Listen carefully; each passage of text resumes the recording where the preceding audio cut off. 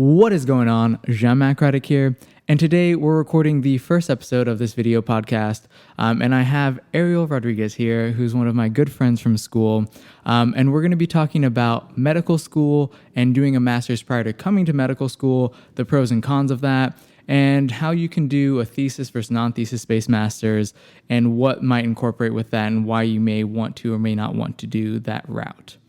So, Arielle, if you will go ahead and introduce yourself, tell us a little bit more about your medical school journey and how you more or less got to this point. Yeah. Okay. So, like you said, my name is Arielle. I always say my name's Arielle, like the mermaid. But basically, I thought I was going to be an engineer for my entire life. I was bred to be an engineer. Went to engineering clubs and competitions. I was in magnet schools, the whole nine. And then I got to high school and it was time to apply for college. And I was like, for some reason, there was a biomedical sciences route. And I was like, that's sure. Why not? I don't know what the heck came over me, but I applied for it, got my undergrad at A&M in biomedical sciences. And then, we didn't do too hot in undergrad. And that's, it happens. I was very lazy. I watched Scrubs every single day. Who knows why? But regardless, so we went through that, and then after that, it was just kind of okay, well, you're pre-med now, so the next step is to apply to medical school. But I also graduated early, so I felt pressured to apply to medical school right then and there, even though I was not ready. That application was embarrassing. No one should have seen that. It should not have gotten past my eyes. But sent an application, obviously didn't get in because I think I was the only person who read my personal statement. It was bad. I don't think I had any clinical experience at the time. It was not a good time. But when we got the rejection letter, we were like, okay, that checks out. That makes sense. I wouldn't let me in either. But we did need to regroup. So I took a gap year. During that first gap year, I did scribing. So I scribed in the ER for 2 years. That first year was just scribing, and then I got my master's certificate in bioethics, which was super fun and just kind of random, and it's helped me a lot just kind of get my mind around what's going on in ethics right now. But then I was like, okay, my GPA is still crap, so let me go get my master's or my post-bac or something. And I was looking at post-bacs and I was like, what if medicine doesn't work out? Right? What am I going to do if medicine doesn't work out and I got this post-bac to get into med school? What am I going to do with that? So I was looking at engineering masters, which in the moment didn't seem like a bad idea. And it wasn't a bad idea, but that's kind of insane. I didn't get, my undergrad was not in engineering. What is wrong with me? Why did I think I could do that? Thankfully, my brain just works in engineering, so it was fine. But I went to go get my master's in biomedical engineering, and then it was really just to boost my GPA and to see hey, I'm not stupid. I can actually handle rigorous work, and that's exactly what it did. So when I was time to apply to medical school, they were like, dang, a master's in biomedical engineering? Heck yeah, we'll let you in. So here we are.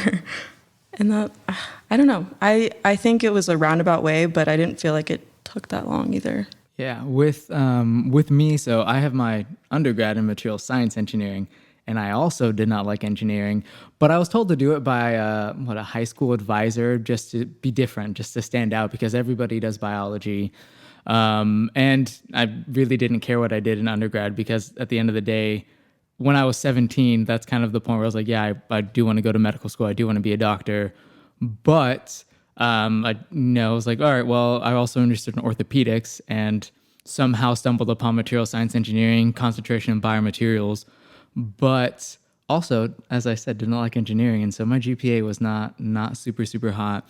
And so going into applying, I applied 3 separate occasions, 2 of them before doing the master's and the one after doing the master's, and it's just I'll just get more experience, it'll be fine. And that didn't work out, and that's okay.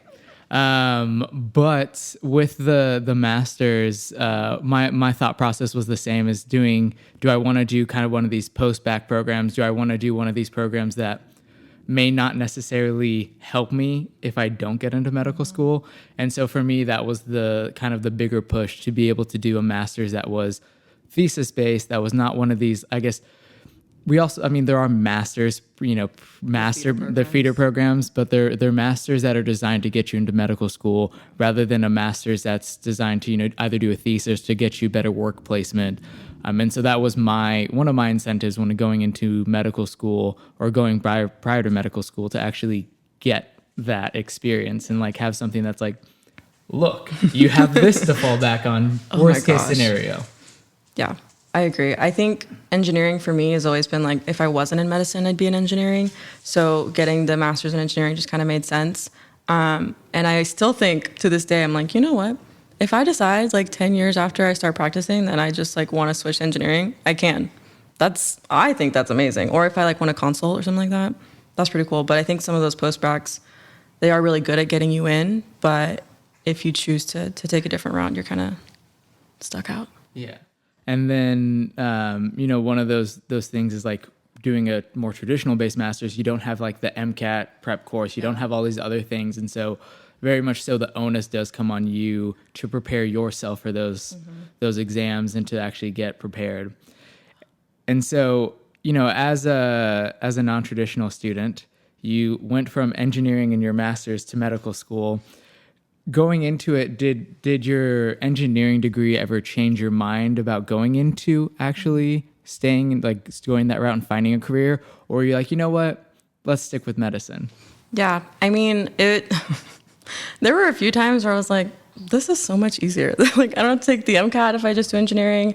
Like, in my master's program in particular, I had classes that were just for like professional development of how to network, how to like set up your LinkedIn, to like get a job. And so I was like, why don't I just do that with all these other engineering kids? But while I was doing my engineering master's, I was one of the only kids that was bio-based. And so I had like kind of a unique view. And so every time I was able to implement that in class, because they would have all these like codes and stuff. And I'm like, okay, like you came up with this innovative idea. However, like I've seen it like in clinic and this is how that would actually be feasible or not. And I was like, dang, like I still like medicine. Like I still want to do it. And so when it was time for all of my friends to start like looking for jobs and going on all those things, I was studying for MCAT, which was kind of a bummer. Because it was like on top of everything else and it was COVID. So I was like, I graduated from my master's online, like at my kitchen table, just some random Tuesday.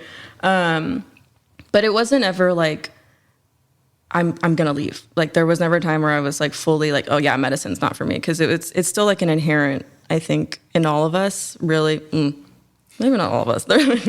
Most of us, I guess, like people that I've interacted with, it's not just like a fleeting thing. Like, you have to be super committed to it. Yeah, that's exactly what I'm saying. So yeah, I don't know. I think too, if something like, I don't like to just be a one-trick pony. I like to have a lot of different things in my tool belt. So for me, it was like, how many different things can I get good at to use in medicine? Mm-hmm. And then how do you reckon that your non-traditional background, so, ethics, biomedical engineering, how do you feel like that's prepared you compared to your peers that obviously have gone from a more traditional, I did biology, now I'm doing medical school? Oh, dude. Well, first off, like the kids who go straight from undergrad to med school, they don't know anything else. And I think that's a lot of like, this is just the next step. Like, that's just what you do. You like graduate high school, you go to college, you graduate college, you go to medical school.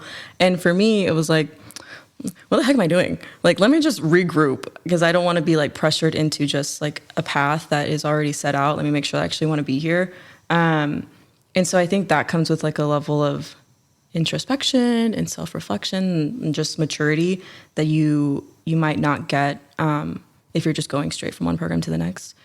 But I will say it comes with a lot of other like time and effort and jazz that you have to like baggage you have to bring with you when you come in, and they're just kind of like spry and ready to jump in. And I was like, I'm tired. I've been doing this for 37 years.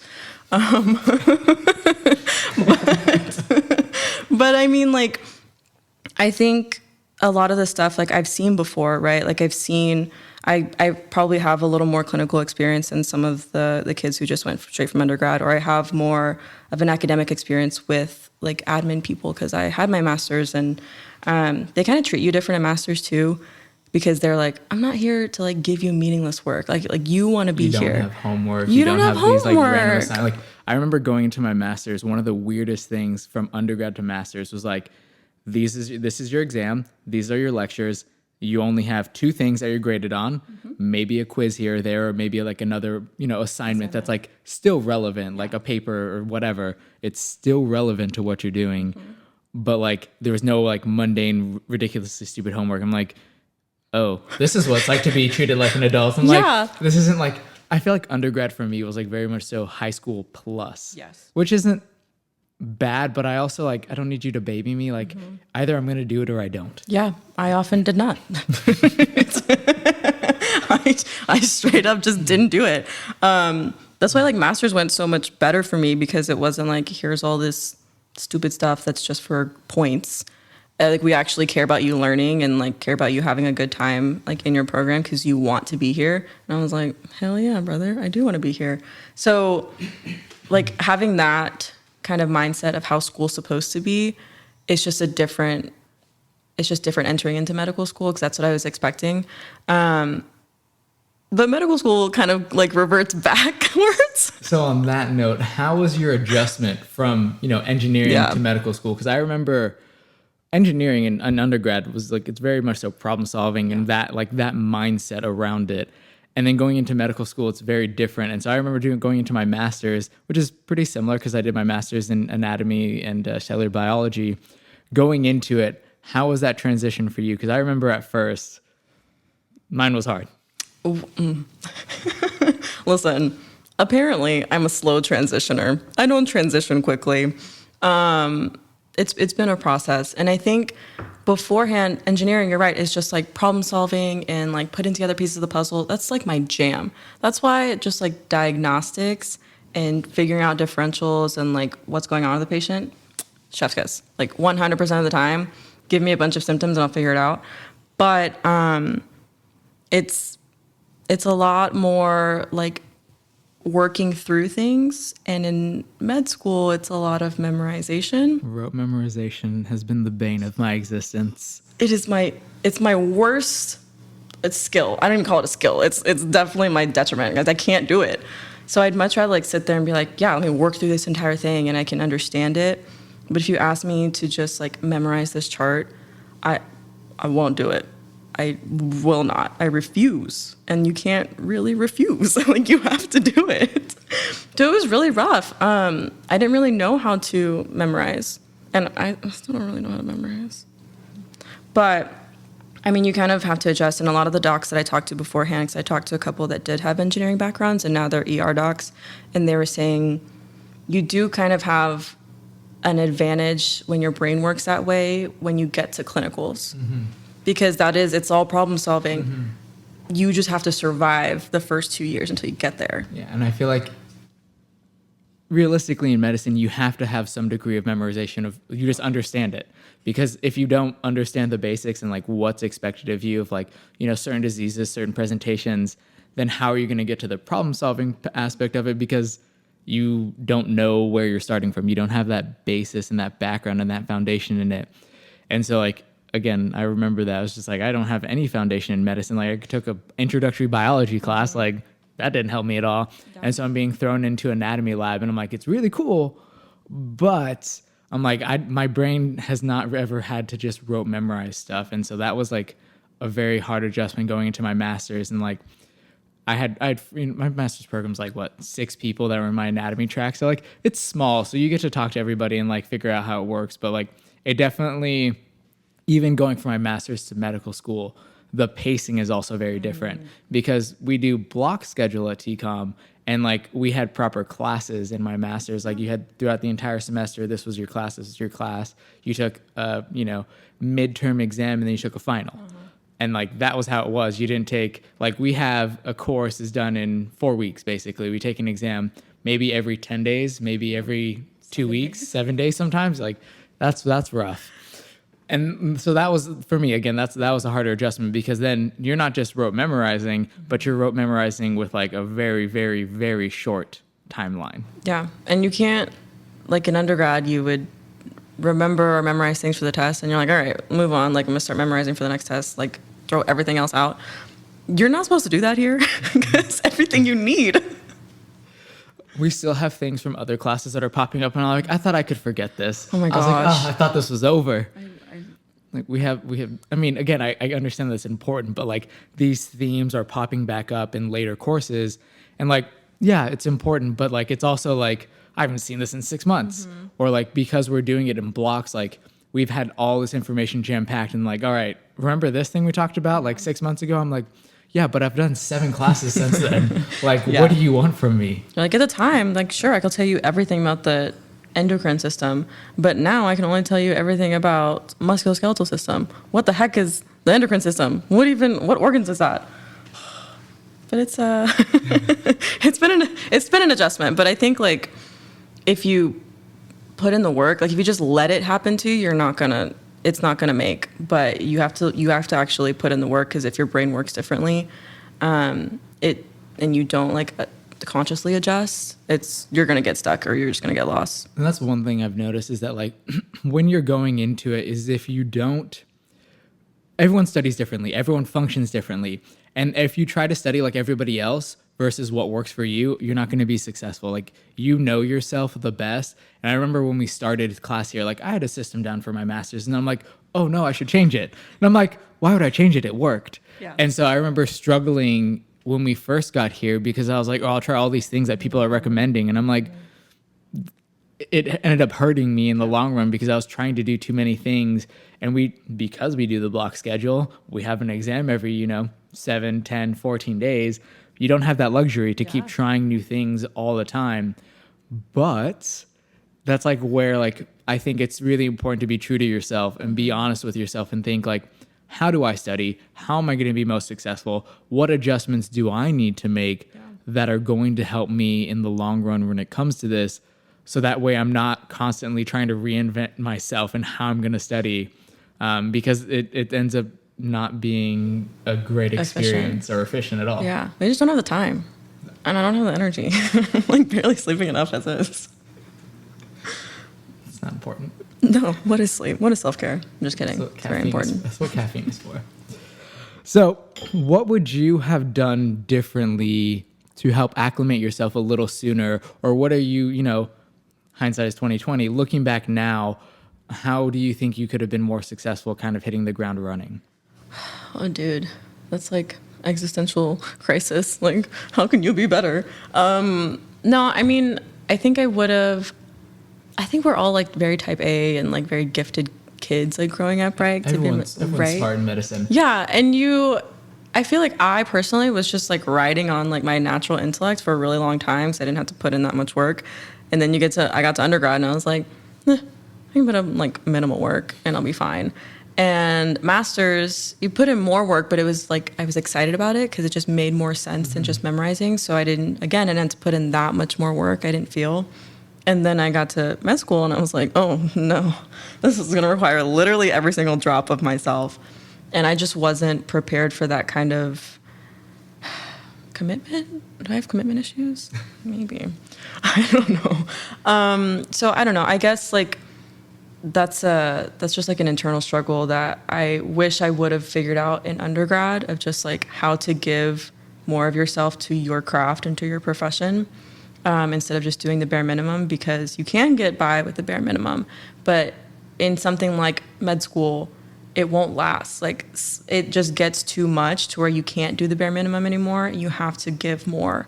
So I feel like if I had realized that sooner, I probably wouldn't have struggled as much. But then again, like I wouldn't be able to tell like incoming students, like, hey, if you think you're giving enough, you should probably give a little more.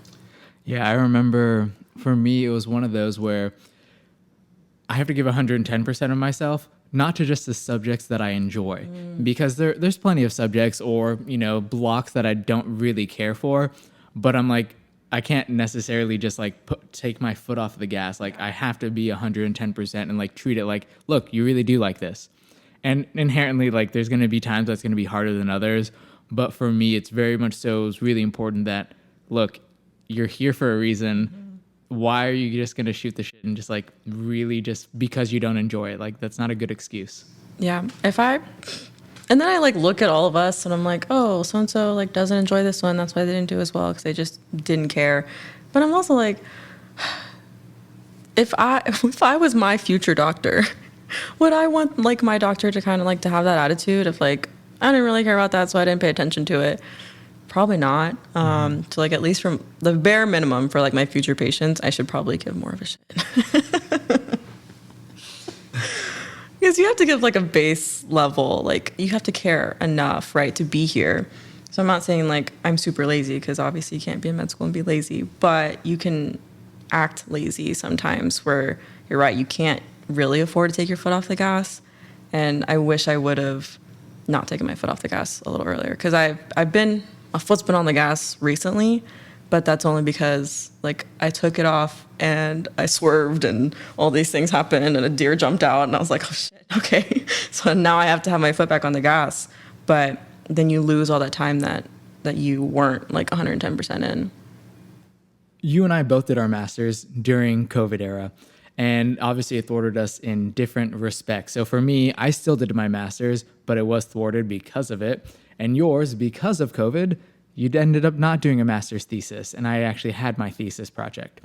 Now, what were the pros and cons of you not doing a master's thesis, and would you have actually preferred to do a thesis project if you could have? Yeah. I mean, we already kind of talked about how I'm a little lazy. So, like, pro is that I didn't have to do all the work that goes into a thesis. Like finding a prof and finding all, like, the labs to get into and all that jazz, especially because my master's was at a school that was super research heavy. So everyone was trying to do research. Everyone was trying to get into a lab. So it just would have been a little tricky. So that was nice that I didn't necessarily have to worry about that. And during COVID and trying to graduate and trying to apply to med school, it was just like one less thing I had to worry about. However, it is one less thing on my like resume CV. And I know residencies will be they would have been really like impressed with what I would have done for thesis. And I had a project to do for thesis. And my professor that like assigned the project to us was like, yeah, this would be a really good thesis project. And we were like, great, let's get into your lab. And he said, grand old time, let's do it. And then I think like 2 weeks later, COVID hit. And so they were just like, nope, no one's getting into any labs anymore. You're done. Sorry, if you didn't get to start your thesis, you didn't get to start. So it's unfortunate because I was also like just really excited about the project. It was very like complex and intense for absolutely no reason other than I wanted it to be. But now I can kind of like take that project proposal because I have all of the information and maybe like in the future take it to another lab. So that's nice, but I am missing like the fact that I didn't get to have a thesis. And whenever someone asks like, you did your master's, what was your thesis on? I'm like, nothing. I didn't get to do it. Yeah, with my thesis, we wrote the IRB protocol in January, got it approved, started collecting samples. We were collecting adipose tissue samples from general surgery patient. And so, like, obviously very, very medically involved and very, like, you need the medical system to work and be firing on all cylinders. But because of COVID, basically, once March hit, we went on spring break. March was like, all right, you guys are online. And I'm like, well, what about my thesis? Like, you can't show up to lab. And then it was like a couple months later, we could go to lab, but then we weren't collecting samples. And I'm like, okay, well, that's kind of like the whole basis of my master's thesis is testing these samples and looking at like inflammatory markers. But okay, whatever. Hopefully this dies down soon. And so that was like one of those. You're just like constantly trying to fight that aspect of COVID. Obviously I did get to finish my master's. I did do my thesis, but it was one of those. And it's just like, it could have been so much more. And naturally I still have, a thesis paper. I still have a manuscript that we're finishing up. I've presented my poster, twice. I've presented a poster twice, and I've done a podium presentation once. Yeah. So like that's also another thing. Like in hindsight, if it wouldn't have been COVID, I probably could have presented more. Yeah. And like one thing I've noticed, I didn't realize this going into medical school is that like getting the check marks is great, but you want to have that continuity. You want to have more than just one thing to show that you didn't just do the bare minimum. And so like even presenting my research, presenting it in, 3 different times, that's 3 different activities for research. And so you can take a project and take it really far, and you can, utilize it more than once. You don't have to have 13 different research projects. Like that's insane, first off, to do while you're in medical school. But just like having those activities is really beneficial. And like I could have done more if we had not done it, 2019 to 2021 of a master's, but obviously you can't control that. So that's one of those things. That's one of those things I was like, I don't even know what to tell you. Like you're just stuck out. You can't do it. Like, everybody was dealing with it. So like it's not like it's exclusive to you, but I think it's one of those where like you kind of have to make the most of, the chips that are handed to you. Yeah. Agreed. And now, there are definitely a lot of people. I remember we had this conversation when we were with LMSA, the Latin Medical Student Association. We had a few undergrad students, I think like 20, 30 or so, that were, interested in going into medical school. They wanted to do it. And quite a few of them actually asked us about going and doing a master's. And inherently there's the kind of feeder programs, which are either post-bac courses. I know at UTESCA, UTL San Antonio, we were creating a post-bac class, like Dr. Sharma was creating a post-bac class when I was leaving. But like here at TCOM or UNTHSC, they have their Med Sci program. I know Texas Tech also has a medical sciences program. UIW has one. In Texas, I think that's about it that I'm familiar with. I think that are like not strictly, like explicitly associated with a medical school. Yeah. There's other programs, I think, through a lot of universities that are just like 1 year masters. Yeah. So like it's more of an abridged master's. It's not necessarily a thesis-based master's. But what would you say to someone that's, interested in going and doing their master's, either to improve their GPA, to help themselves stand out a little bit more, give them more things on their CV, and what might be the pros and cons of doing that? Yeah. I personally loved doing my master's because I felt like sometimes I had to pick engineering or medicine. And that was like one thing that I actually got to marry both of them. And so it wasn't like I was leaving my engineering brain behind for medicine or like abandoning medicine for engineering. So I think if you've got something like that you're really passionate about or that you can utilize in medicine later, then it's a no-brainer to me. To me, that just like makes sense because it's just adding to your tool belt all these things that you can use for your practice. I think if I had gotten my master's in something that was maybe not as like explicitly useful, then it would have been a different story. I also think like GPA, if you think you're going to do well enough to like boost your GPA, yes, 100% go for it. I took a big old risk with engineering because I had never done engineering before, and it's a master's in engineering. What was I thinking? I'm insane. And people, like, it sounds super fancy when you say it, like, oh, I have a master's in biomedical engineering. But, like, for me, it really wasn't that hard. And so I'm very grateful that I did really well, and it did actually boost my GPA. However, I can imagine that it could do the opposite.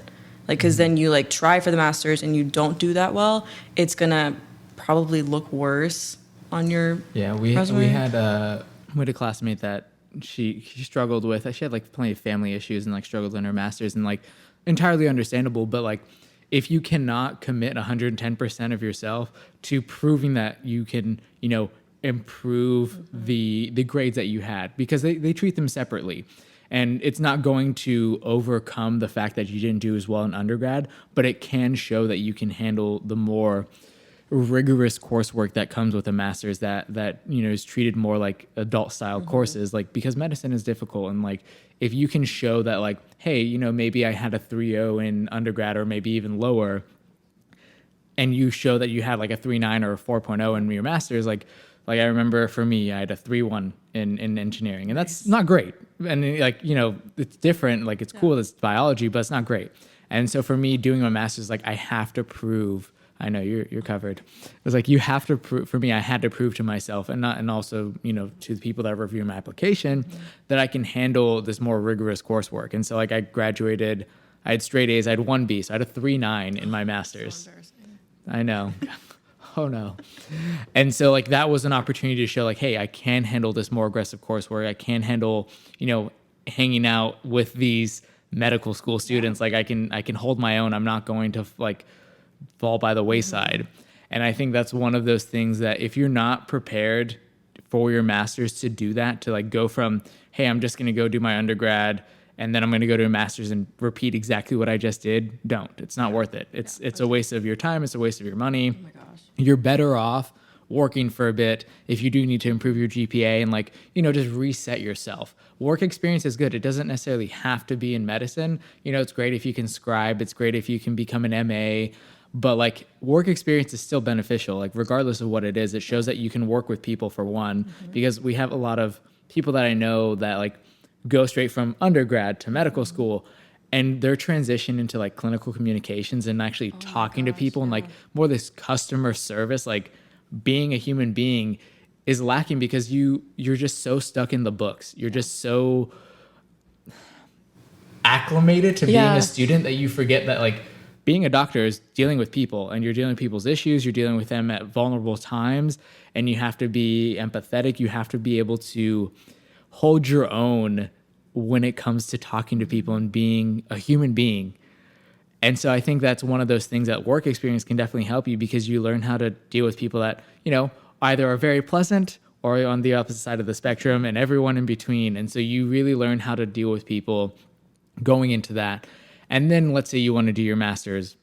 For me, I'm like, by all means, but you have to do your master's and you cannot just like, oh, I'm going to do it and just like do it the bare minimum because that's not the time. That is not the time to do it anymore. Again, I think doing a feeder program versus doing the traditional more thesis-based masters, I think there's pros and cons to both. I feel like with the more traditional like feeder programs, like it definitely is oriented to like, hey, like this is the coursework that's going to help you. Like we have some pathology, we have some anatomy, we have histology, and these are courses that are going to be relevant to your medical school career. But also we have the medical school prep course, like for example, the MCAT, so you can help improve with that.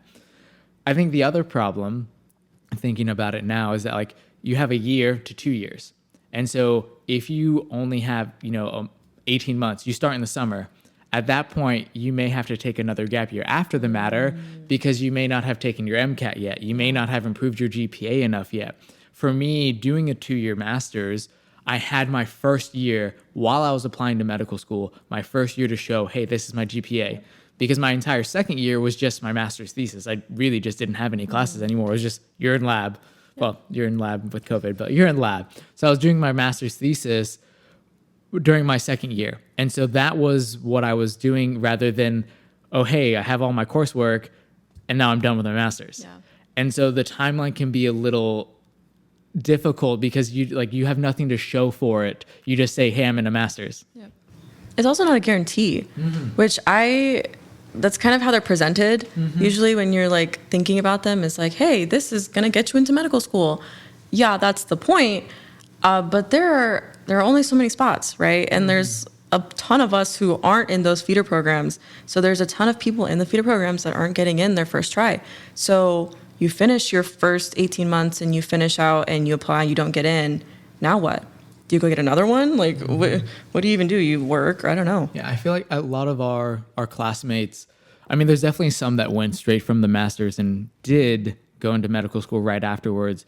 But I think it's like 50-50. They took gap years. They did their master's, they did the gap year, and then they applied and they got in because they didn't have the grades to show for it until like the end of their master's. Or like maybe if you started at the beginning, you're like, wow, I have, a 3.0. I can't apply to medical school with a 3.0 in my master's because obviously you still have to send your transcripts at the end of it, but they're going to see the number that's immediately there because the medical school application is on a year-long cycle. Yeah. So you're applying the year before you get in. They open up in May or June, and then you have that entire year where is really unaccounted for until you do your final application, you do your last updates. And like during your interviews are typically August, September, October, really pushing it to December. But like you've done maybe not even half of your master's at that point.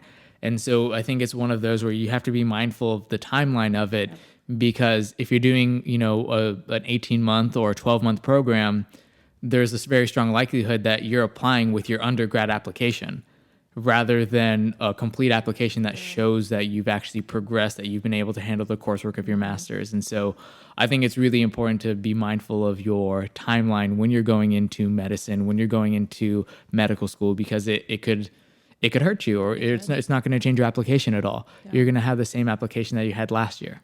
I think feeder programs are great at helping you fix the problems that you have in undergrad, but everybody has those courses. So like for us, I think it's really cool coming from an engineering background, because I can be like, hey, medical people, here's what the engineering world is thinking about, or like here's how to think about it from an engineering standpoint, and you have like an insane understanding of anatomy, like way more than like the average student who just took, like the basic classes to get in, or like redid them in a post-bac.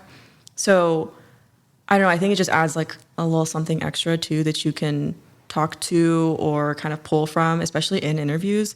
They want to know what's setting you apart. Like, what are you going to bring to the medical school class? Mm-hmm. And I'm like, here's my very limited engineering knowledge. And they like ate it up. Mm-hmm. Yeah, I think the same thing that goes for even going into residency, talking about that, like, especially moving forward, is that like in most programs, everybody's going to be competitive. And it's how can you stand out? And, the master's can help you, the thesis can help you.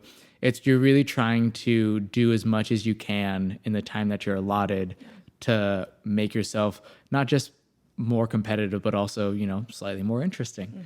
Mm-hmm. And I think it's one of those where the masters can really come into play, can, again, either really help you if you do it correctly, or on the other side of the coin, it can hurt you if you don't approach it in the same light that like, this is my chance to prove that I can be competitive. Yeah.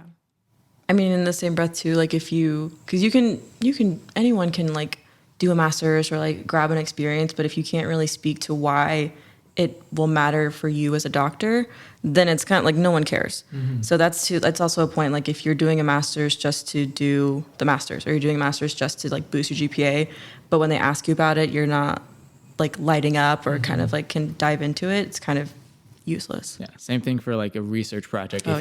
If you do a research project, know it front to back, know everything about it and understand that course material. Because if they ask you about it in an interview, they ask you about it, just talking, and you're just like, you can say, oh, I did research in a biomedical lab.